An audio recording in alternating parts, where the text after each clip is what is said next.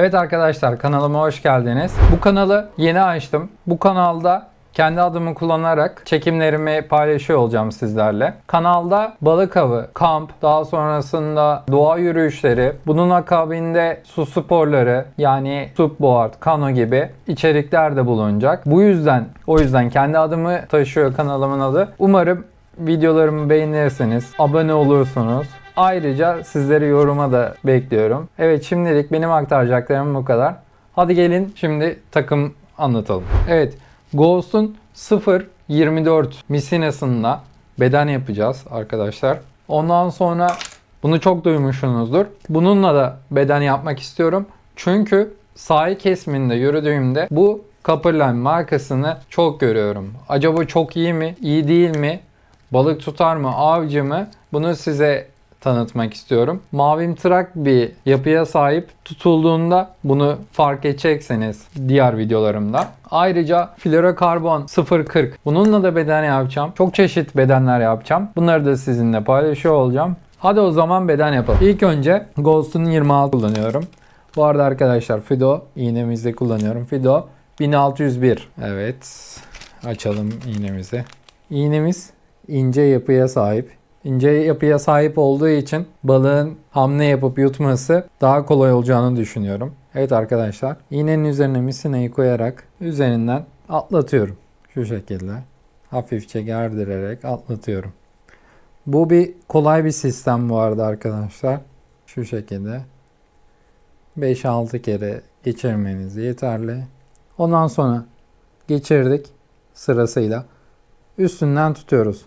Şurada kalan boşluktan içinden geçiriyoruz. Geçirdikten sonra bolca tuttum misinayı. Fire veriyorum ama göstermek amaçlı. Daha sonrasında burayı tutarak hafifçe çekiyorum. Evet, gördüğünüz gibi gerildi. Ondan sonra yukarıya alarak geriyorum. Olay bu. Pense veya karga burun yardımıyla iğnemizden tutup sıkıca kopacak mı kopmayacak mı çekiyoruz. Gayet başarılı bir misina. Ghost 26, özür dilerim 24. Tırnak makası yardımıyla fazlalığımı kesiyorum. Evet arkadaşlar, kestik. İğnemiz hazır. Okey. Ondan sonra havanın durgun olacağını düşünerek bir boy kadar, hani bir boyumuz kadar, yaklaşık 1,5 metre civarı açarak bedenimizi hazırlıyoruz. Evet. Bu tek bir beden, İstanbul olan kurşunu. Bu da havanın düzgün olacağını düşünerek 80 gram veya 100 gram kullanmayı hedefliyorum. Daha sonrasında buraya bağlayarak, bağlamadan önce boncuk geçirmek istiyorum.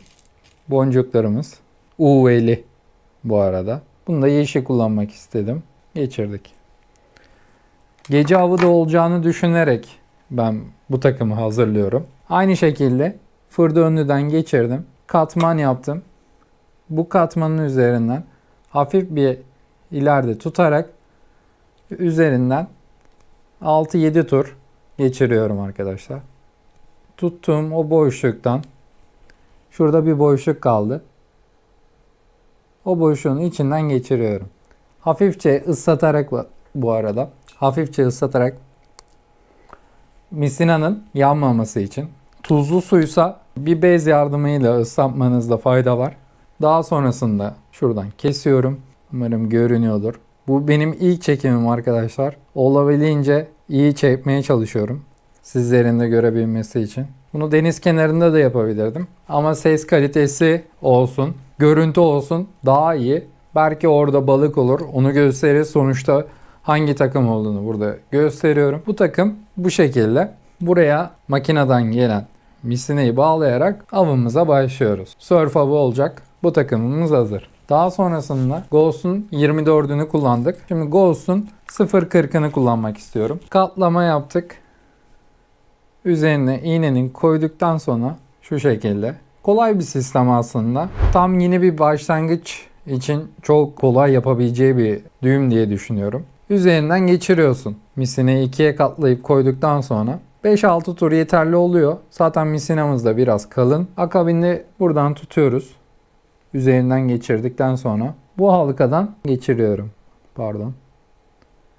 Halkadan geçirdim. Ondan sonra hafifçe çekiyoruz. Evet arkadaşlar. Hafifçe çektim. Ondan sonra tekrar pense veya karga burun yardımıyla iğnemi tutuyorum. İğnemi tutup biraz da güç uyguluyorum. Evet. Bu şekilde çıkmadığını anladık. Evet. Fazlalığımızı kesiyoruz. Bir daha deneyelim. Kestikten sonra kopma olacak mı? Kopma olmadı. Penseden kurtuldu ama kopmadı.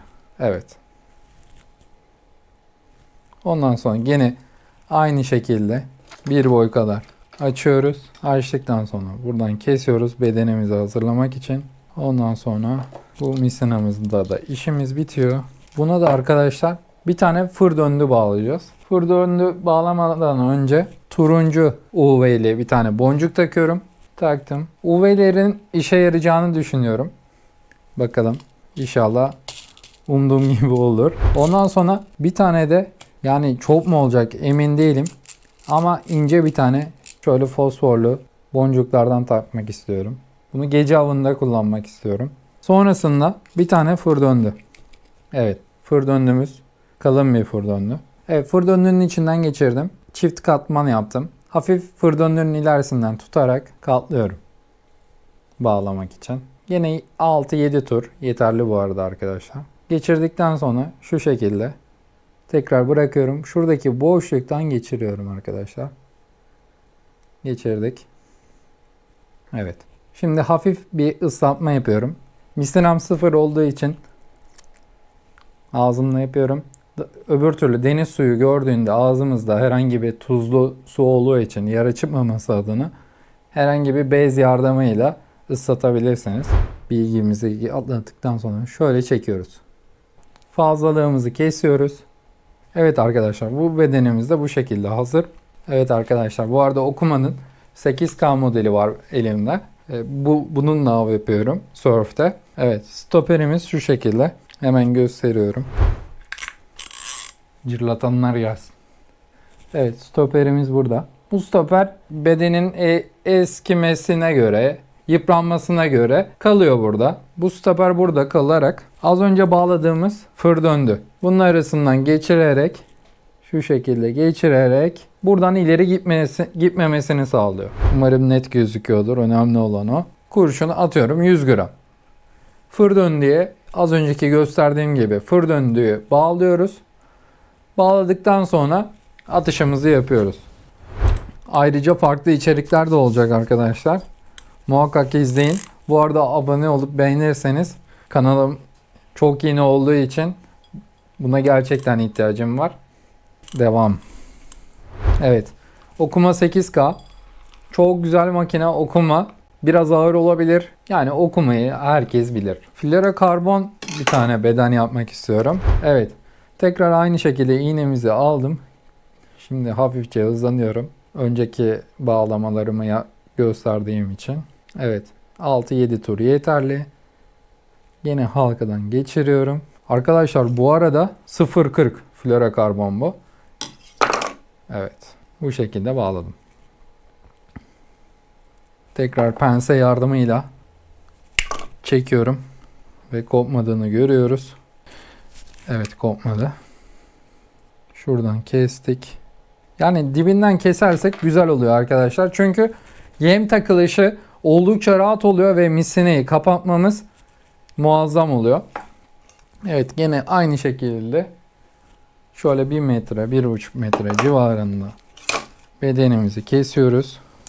Buna da aynı şekilde bir tane mor UV'li boncuğumuzu taktıktan sonra arkasından tekrar bir tane fır döndü. Nasıl gezer yapacağım derseniz de hemen gösteriyor olacağım. Tekrar bir tane fır döndüğü aldım. Aldıktan sonra aynı şekilde az önce gösterdiğim gibi arkadaşlar hızlı bir şekilde 6-7 tur çevirerek bağlıyorum. Yine ıslatıyorum. Islattıktan sonra tekrar pense yardımıyla kuvvet uyguluyorum. kuvvetimi uyguladıktan sonra yakın yerinden keserek bu şekilde tekrar bedenimi hazırlıyorum. Bunu da spinde kullanacağım diyelim mesela. Evet, spinden gelen, bu arada arkadaşlar Dam'ın 3000 F'de Quick 2 modelini kullanıyorum spinde. Evet arkadaşlar, şimdi kurşunumu, gezer kurşunumu şu an masamda ağır olduğu için, ağır olanı tak görebilmeniz için geçirdikten sonra buraya bir tane fır döndüğü zarar vermemesi için boncuk takıyorum. Evet, boncuğumuzu da taktım arkadaşlar. Boncuk da takıldı. Bu boncuk her atışta kurşun fır döndüğe zarar vermemesi için bu arada şu şekilde görüyorsunuz. Fır döndüğe geldiğinde boncuk engel olacak. Yumuşak bir boncuk arkadaşlar bu.